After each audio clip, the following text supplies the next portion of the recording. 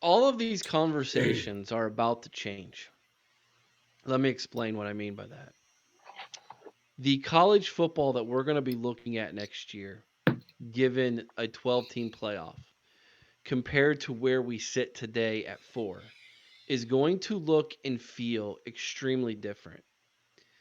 Meaning, when we lose early in the season, it's not nearly going to hurt the potential of getting to the playoff as much as it does currently. Like right now, Alabama has to run the table and win the SEC to make the playoff.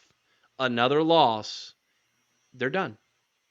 They're out. Well, and I'll say the same thing to you, Eric. Right now, the way that Ohio State has looked the first 2 weeks and their free fall out of the top 5 in the first 2 weeks, if that, I'll tell you right now, I don't think anything short of an undefeated Big Ten championship Ohio State team gets in.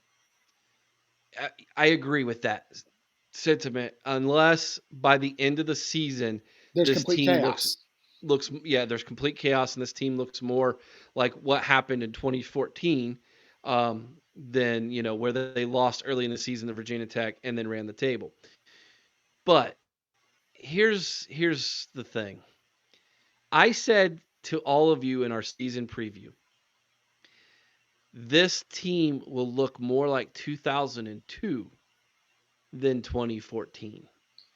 And so far, I've been right. You go back and look at that 2002 season.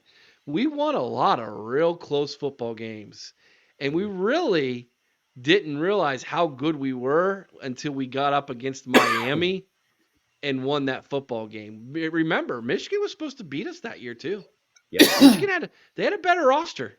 Now, obviously, hindsight's 2020, and that wasn't the case. But I mean, you had the close game against Purdue. You had the close game against Cincinnati. Remember that one? Oh, yeah.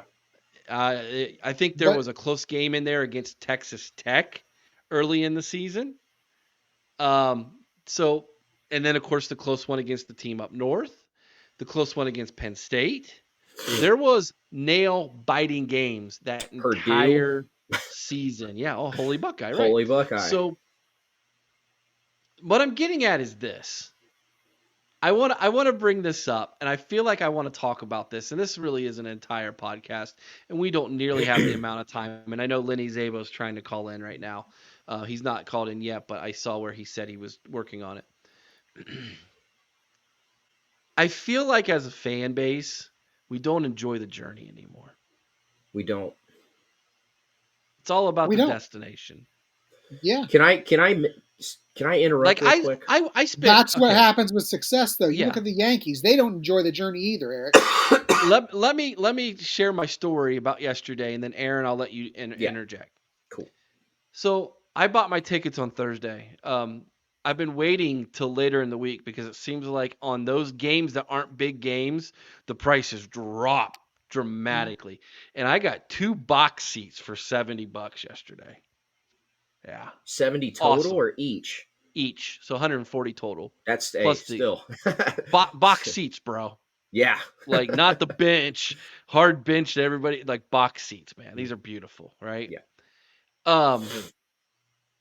I left disappointed and angry. And I'm on the drive home, I'm like, we just won a football game by 28 points. And I'm angry. Why? And I realized it's because we have become so spoiled, for lack of a better term, of winning big all the time that is now our expectation. And at the end of the day, being a Buckeye, if you just win the games, we go 12-0 and win the Big Ten, who cares if we won by 5 or 6 points? We're going to the playoffs. We're Ohio State. But if you look around the Big Ten right now, is it really a realistic thought that we're going to win every game? Was it in 2002? I was going to say that. It's realistic. It wasn't. You know why 2002 is so awesome? Say it. Because we enjoyed the journey. The expectation wasn't there. We didn't know that any of that was going to happen. It was a freaking miracle. You're right. right? You're That absolutely right. 2014 team blows the 2002 No. team off the field, but I'm not sure they win. Because 2002 had something different about them. Why can't this team have something different? Dude, they might. I don't They see this is the can. thing. I don't see the heart that 2002 had in You're this telling team. me you saw the heart in 2002, 2 games in? Not 2 games in, but you know what? Over the course Okay. of the season, you could see it. You could see it. I would say this: I saw more passion, more fire out of those guys than I did out of these guys 2 games in. Don't give up on this team. I'm not giving up. I'm just saying a realistic. I'm trying to take a realistic, objective approach. I Someone know who what is you're not saying. who is not a You're- Buckeye fan taking a objective approach Yes. is going to say this team plays flat. This team plays without Sure. passion. Chris, you're saying there are serious flaws in this team. I can see those flaws, and I also see what our future opponents look like, and I'm telling you that if we don't clean that up, we're going to lose. And I agree with you, Chris. Yeah. We all can see it. Every person in this chat over here, they can see it. They know it. Offensive line's got to get better. We've got to start hitting home runs in the running game. McCord's got to start getting in sync with those wide receivers.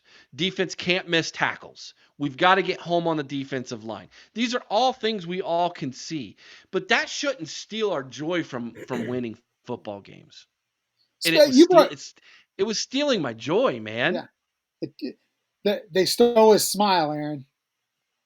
Little wrestling reference there for you. Shawn This Michaels. is perfect. This is a perfect example. I'm from Missouri on this team. He's saying, "Show me, show me."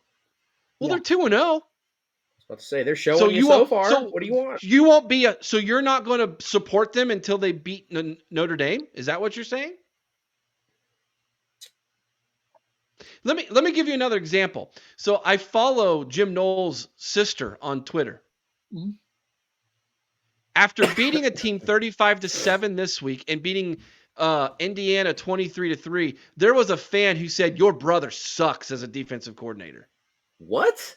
Now, see, that's Dude, uncalled for. That's ignorant. Why are you doing that? Number one, why would you believe that or say that? Number two, what gives you the right to go to his sister on Twitter and say that? Yeah. See, that's what Herbie was talking about. Herb Street. Yeah. When he called us all JAs. Well, okay. there's Which no room. I disagree. I disagree with Herbie's take. But what I'm getting at is why can't we enjoy a good win? You know what? I congratulate Youngstown State. They played well. That's a team I'm rooting for. That's an Ohio team, Division I AA. I know they don't call it that anymore. It's like Bowl FCS. Championship Series or FCS, whatever. Yeah. But you know what I mean. Like, they played really good football yesterday. That first drive, but they didn't have anything after that offensively. But you know what? They practiced that first drive, and they performed the heck out of it. Why can't we say, you know what? You got us that time?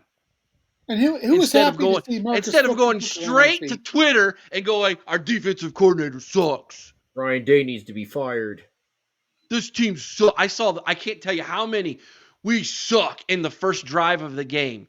And then it's like, guys, enjoy the game. Like, put your phone down, put your computer down, and watch the game. Enjoy the game. There'll be plenty of time to talk about it tomorrow and for the rest of this week, but it is stealing this fan base's joy to have these expectations of being perfect every single week. You know why you can't reach perfection in college football? These are young men who go to class. They're studying. Aaron, is college easy? Absolutely not. Okay, right? They've got girlfriends, real life relationships like the rest of us.